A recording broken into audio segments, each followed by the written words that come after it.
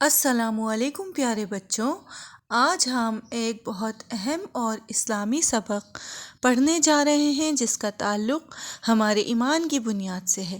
اسلام ہمیں سکھاتا ہے کہ اللہ تعالیٰ ایک ہے، وہی ہم سب کا خالق، مالک اور رزاق ہے۔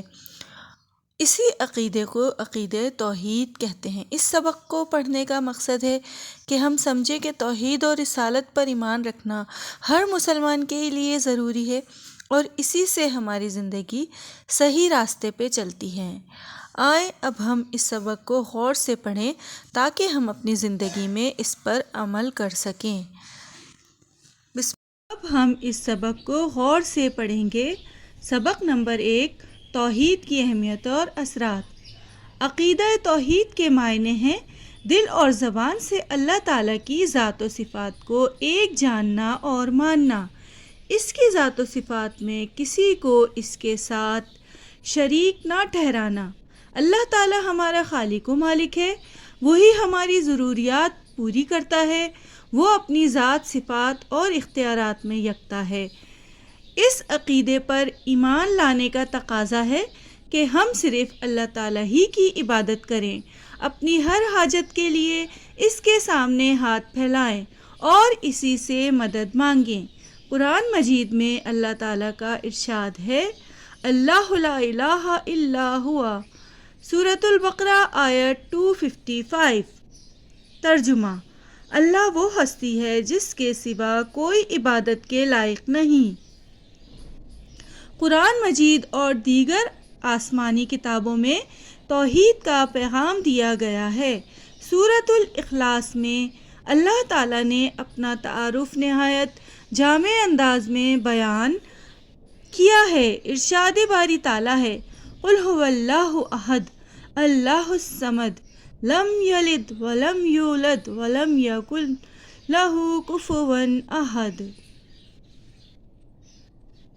ترجمہ: اے نبی خاتم النبیین صلی اللہ علیہ وآلہ وسلم، آپ فرما دیجئے، وہ اللہ ایک ہی ہے، اللہ بے نیاز ہے، نہ وہ کسی کا باپ ہے اور نہ وہ کسی کا بیٹا ہے اور نہ ہی کوئی اس کے برابر ہے۔ حضرت آدم علیہ السلام سے لے کر رسول اکرم خاتم النبیین صلی اللہ علیہ وآلہ وسلم تک کم و بیش 1,24,000 انبیاء اور رسول دنیا میں تشریف لائے۔ ان سب کی دعوت کا بنیادی مقصد عقیدہ توحید ہی کی دعوت تھا۔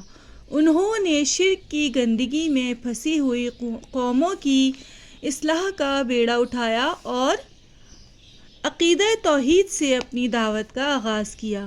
انہوں نے ایک اللہ تعالیٰ پر ایمان لانے اور شرک سے دور رہنے کی تلقین کی۔ انہوں نے بتایا کہ ہم سب کا اللہ تعالیٰ کی مخلوق ہیں، وہ ہمارا خالق اور مالک ہے، طاقتور اور قدرت والا ہے، ہر عیب سے پاک ہے، اسی کے ہاتھ میں موت و حیات ہے، وہ اپنی ذات اور تمام صفات میں یکتا اور بے مثال ہے۔ اللہ تعالیٰ نے ساری کائنات کو پیدا فرمایا اور اپنی توحید کا ذکر کرتے ہوئے فرمایا، لو کان فیہما آلہۃ الا اللہ لفسدتا، سورۃ الانبیاء آیت 22۔ ترجمہ: اگر ان آسمان اور زمین میں اللہ کے سوا بھی معبود ہوتے تو یقیناً دونوں درہم برہم ہو جاتے۔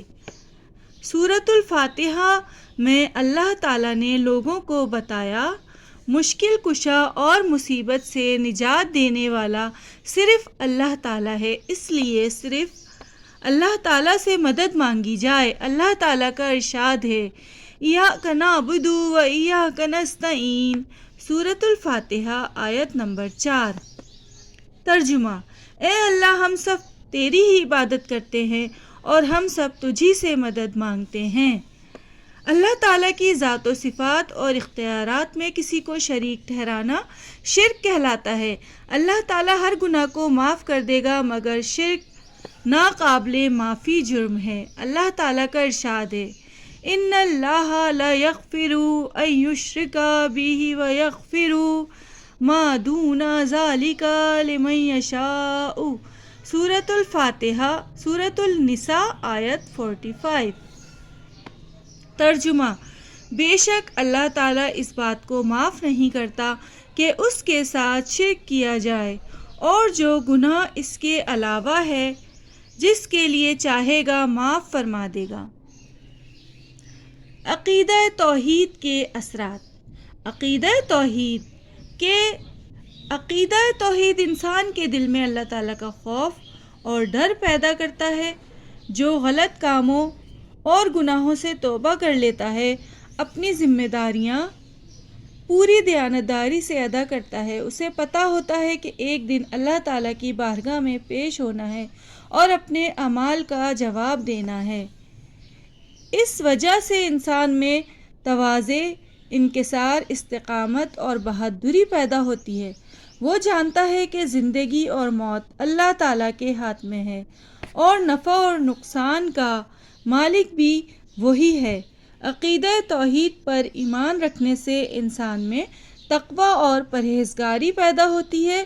وہ دنیاوی مشکلات اور مسائل سے نہیں گھبراتا، بلکہ اس میں اطمینان قلب پیدا ہوتا ہے۔ وہ اللہ تعالیٰ پر مکمل بھروسہ اور یقین رکھتا ہے، اپنی ہر حاجت کے لیے صرف اسی کو پکارتا ہے۔ عقیدہ توحید پر صدقے دل سے ایمان لانے سے انسان کی عزت نفس محفوظ ہوتی ہے۔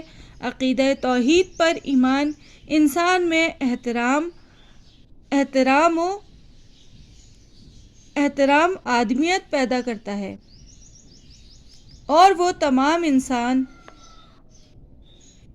وہ تمام لسانی، نسلی اور علاقائی تعصبات سے پاک ہو جاتا ہے۔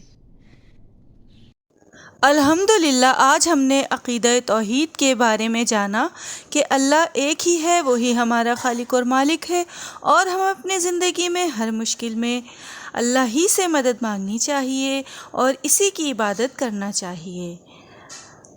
اللہ ہمیں صحیح عقیدے پر قائم رہنے اور شرک سے بچنے کی توفیق عطا فرمائے، آمین۔ تو پیارے بچوں، آپ کو میری یہ ویڈیو کیسی لگی؟ اگر اس ویڈیو میں مجھ سے کوئی غلطی ہوئی ہے تو پلیز مجھے کمنٹ کر کے ضرور بتا دیجیے گا، تاکہ میں اپنی غلطی کو سدھار سکوں۔ اور پیارے بچوں، آپ لوگ مزید ویڈیو دیکھنے کے لیے میری ویڈیو کو شیئر اور میرے چینل کو سبسکرائب کریں، میری ویڈیو کو شیئر اور لائک کریں۔